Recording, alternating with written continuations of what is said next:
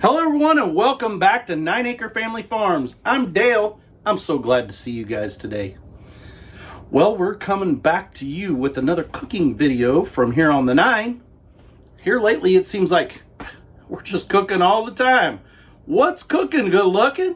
So we have a great friend of the channel who also is a subscriber, a channel member, and has his own channel.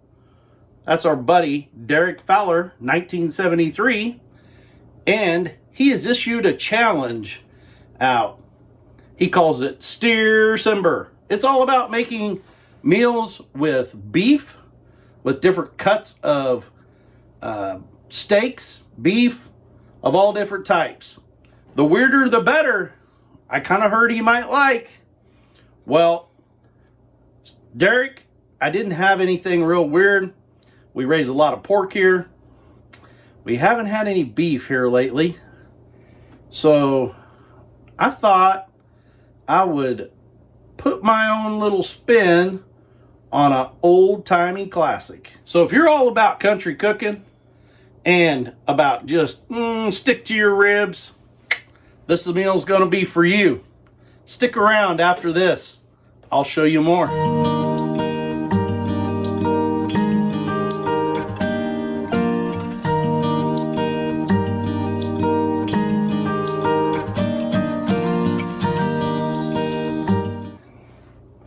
So, Derek loves to cook. That's what I have gathered. He has some great recipes that he shared on his channel. And the other day, he made some great steaks with the neatest little grill. Now, I'm not outside with my grill. I'm kind of in love with my cast iron here lately, as most of you know that follow the channel. So we're going to make a steak meal with our cast iron with a little twist. Speaking of cast iron, let me get this started on warming up. What do we have? We've got round steak. Now, round steak, the reason why I picked it, it's the relatively cheap steak for anyone who's going to the grocery store or whatever. Typically, they tenderize it and they call it what? Cube steak. Most people call it cube steak. Well, really, it's round. It comes from the round on the beef, which is better known as the hind leg or the hind quarter. That's the round. This steak typically needs to be cooked either wet, slow, or needs to be tenderized because it doesn't have a lot of fat, internal fat in it. And it's a very large muscle that does a lot of work. So it tends to be a little tougher. Well, typically, what do we use that muscle for? Or that for? So it gets ground up on some things into burger. But for us, we're going to make a yummy, delicious steak and an old-timey favorite. We're going to make country fried steak. So we're going to use that round that has been tenderized. And we're going to add some seasoning, some flour to it. We're going to swim that through some oil in the cast iron. We're going to serve that up with some sides and have us a good country meal. So some ingredients you're going to need in order to make this. You're going to need flour. Roughly 1 cup will do you. You're going to need your favorite seasoning, salt, pepper.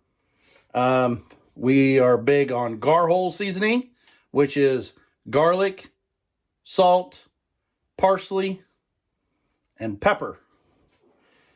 You're going to need 1 egg, about 1/4 cup of milk, a little secret ingredient, and roughly 1 package of cube steak or tenderized round steak. So secret ingredient, we're going to use Tony Chachere's Creole seasoning. And that's from my old buddy Derek down there in Georgia. I know he likes some of that Creole, some of that spicy cooking. So we're going to crack one egg. We're going to crack one egg into a bowl, beat it lightly, combine it with our milk, and put our Tony's in with our egg wash. Now, we put in our flour, and we add our pepper, our salt, our garlic, parsley seasoning. Now, to our skillet over here, we've added just enough oil to just cover the bottom of that cast iron skillet. And we're going to let that warm up. As soon as our grease comes up to temperature, we're going to dredge these steaks through that egg wash into that dry. We're going to cover them up, and we're going to send them to the pool. Now, everybody likes that big, thick, like super crispy battering. And I got a little something to help you out with that. So you want that flaky, floury, that crispy. Get your little baking powder. Put a dusting in there with your flour. Or you can get self-rising flour, which already has this in. Little tip, how do you know if your oil is warm enough? Well, for one, your oil is going to start dancing, I call it. Your oil will start moving in your skillet. If you really pay close attention to it, it'll start moving.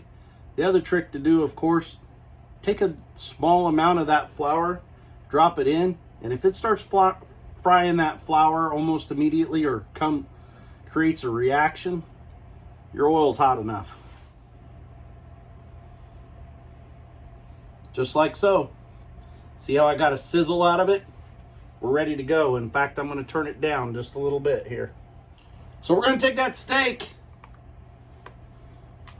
and we're going to swim him around in that egg wash. I'm going to get it good and coated. Then we're going to drop it in with the dry. So we dropped it in with our dry. We're going to cover it up good.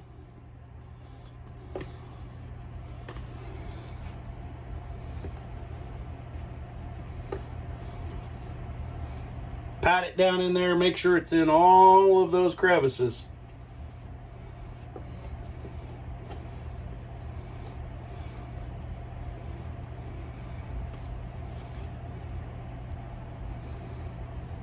Shake off the excess.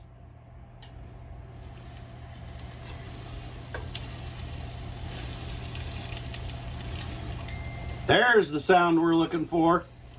Let's put some more in there.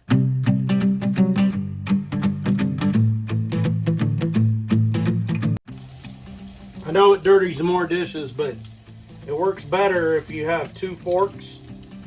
One for your wet, and then one after you put it in the dry and you cover it with some dry.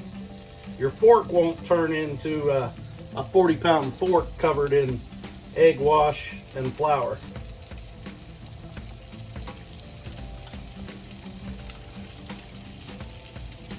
Now we got him good and covered. Go ahead and put him in there with his buddy. Them's probably big enough for Lisa and I, but hey, we like to go ahead and cook ahead. Maybe we won't have to make lunch or supper tomorrow. So I'm gonna go ahead and cook two more.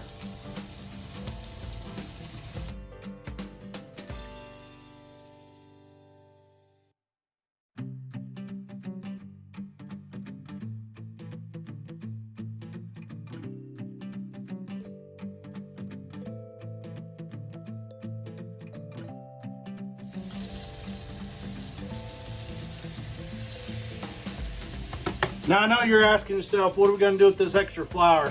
We'll keep it around for a minute because we're going to use it to make a roux for our gravy when our steaks get done here. Now a lot of people make the mistake. They get way too quick to turn these guys. You want to make sure that that bottom side, that first side you put in there, that it is done enough that that outer crust is solidified, crispy, you know, all the goodness on top of that steak before you turn her over. You don't want it partially done. We want to make sure that part's done. Don't them look good? So, crispy. Now, you think we're just gonna have that? Yeah, in my world we would. But no, let's make a complete meal. So, in the meantime, I have started some potatoes boiling on the stove so we can make some mashed potatoes. If we got mashed potatoes and we got country fried steak, or chicken fried steak as some people like to call it, what are we gonna have with that? We're gonna have us some gravy. So let me show you how I make my gravy. So you say you wanna be a farm boy cooker, or just a farm cook, country cook. You're gonna have to learn how to make country gravy. And I'm gonna tell you, most people who watch me have watched my stuff, have talked to me, know I'm all about my country gravy. Now, what do I mean by country gravy? Some people call it white gravy, some people call it sausage gravy. Basically, it's any kind of gravy anytime that I'm gonna fry something on the stove in a skillet. I'm gonna make a gravy out of it. Now, your ingredients, of course, are your grease that you've just got done using, a little bit of flour, and a little bit of milk. Wow, 3 ingredients. That's all we need. Yep, that's all we need. Let me show you. This is how we make magic. We got our skillet here, huh? Still warm. We're gonna turn it down low. We want it really low because it's not gonna take long to get really hot. Okay, so I spent a lot of years trying to figure out how to do this. My grandma used to make it, my aunt used to make it, my mama used to make it. And they always just used a spatula. And I used a spatula, and I fought, and I fought, and I couldn't hardly figure out how to do it. And then one day, my spatula was on the other side of the room, and guess what? One of these thingies was sitting right here by the stove, and I grabbed it. I don't know, someone, looks like some 3rd grader took a bunch of baling wire and wrapped it around the handle. I guess they call it a whisk. Get you a whisk. Now we're gonna roll all them drippings, all them little crispies, all that around in that skillet, okay? Now, how much grease do you use? I play it all by ear, or by sight. To me, right now, I've got a little too much. So, roughly, you need to start off with about 2 tablespoons of grease. But we're gonna make this work. So we're gonna take that flour, and we're just gonna shake it right in there, in with that grease. Now, as soon as you put that in there, you need to be stirring everybody in the pool. Now you're gonna figure out what's too dry, because it's gonna start sticking. You're gonna figure out what's too wet, because it's not gonna solidify. This is literally a 3rd grade science project. We're gonna go from something we're gonna take a solid and a liquid, and we're gonna solidify it together, and we're gonna make something that's somewhat in between. We're gonna make a gel. So we're gonna let that roux cook down. Because if we don't let it cook long enough, it's gonna taste like flour.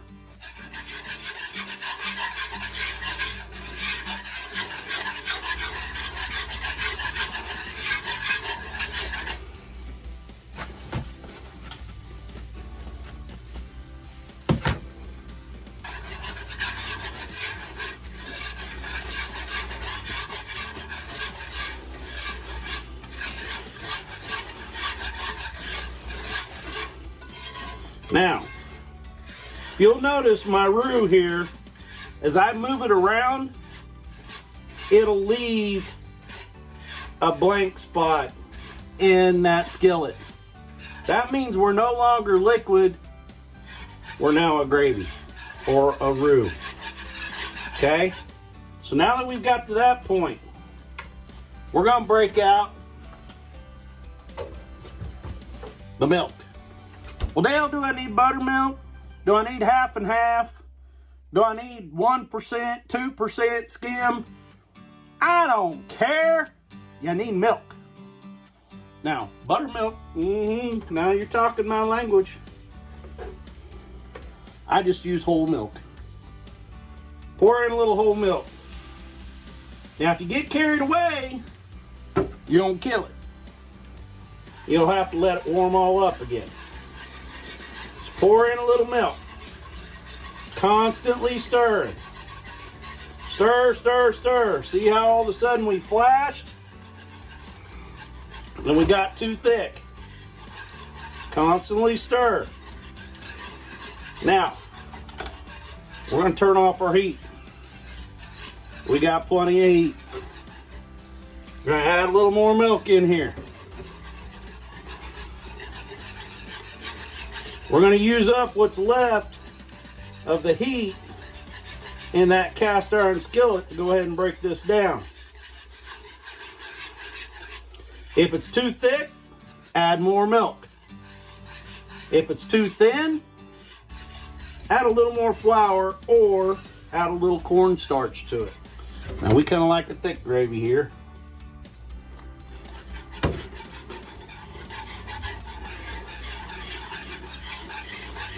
Or I do.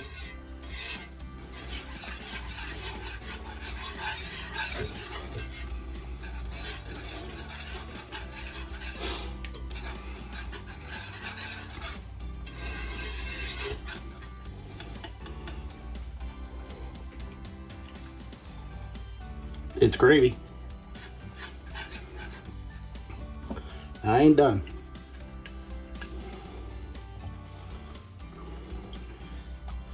Got a little of this hot pepper sauce.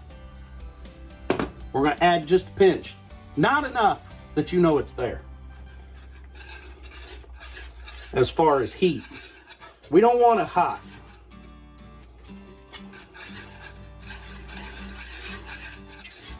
Like I say, constantly stirring. And that's it. We're going to remove it away from the heat.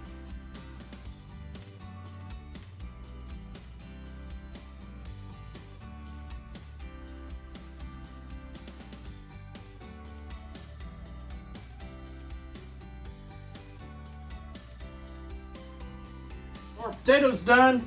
See me drain those taters.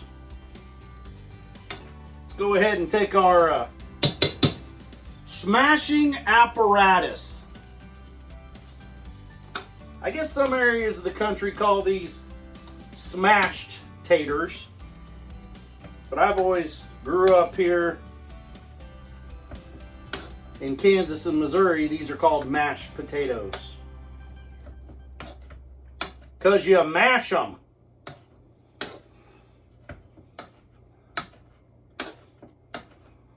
Always wants that smooth mashed potato. Well, if you want a smooth mashed potato, make instant. Real potatoes have texture. Real country potatoes have texture. Those smooth mashed potatoes that Grandma made,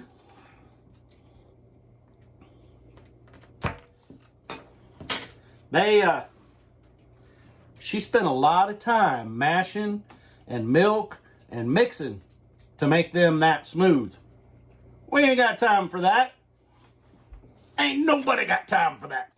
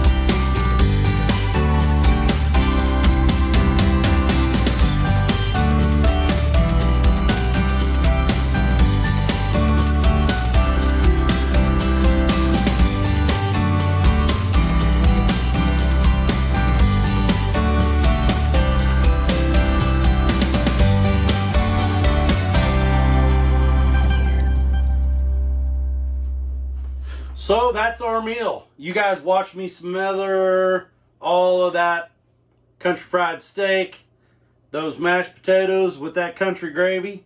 You also see me make a silo with my corn and my mashed potatoes. You don't know what a pit silo is? You ain't in the country, old son. So, around here we used to make silage in pits in the ground. So, that meant we took that chopped corn stalk, we put it in the ground, and then it fermented, and it turned into something good that the livestock liked. That turns into something good, something special when you put that corn inside of that potato covered in that gravy. So let me get a little piece of this. Try this out.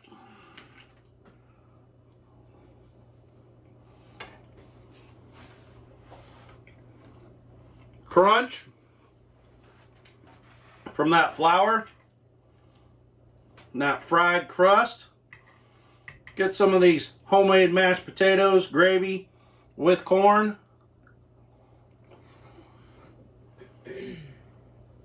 Something about it makes you think of grandma back home, that old country restaurant that you and your family used to go to. There's just something home and soul food about it, guys. Hey, I know it's not exactly what a lot of people have in mind when they say steer-simber. They're thinking steaks on the grill and all kinds of fanciness. This is steer-simber for us on the 9 acres. Good country home cooked meal using some cuts of beef that's not the most popular out there when someone's wanting to have a great meal. Guys, if you like this, please give me a thumbs up. We really appreciate you to come over to our channel, 9 Acre Family Farms, hang out, view a few videos, give us a thumbs up, and subscribe if we seem to fit the bill for you. But most of all, you can help us out just by sharing our videos with others. And make sure that you tell our buddy Derek thanks for inviting us to do steer-simber. Till next time, farm on, keep strong. I love you, and so does God.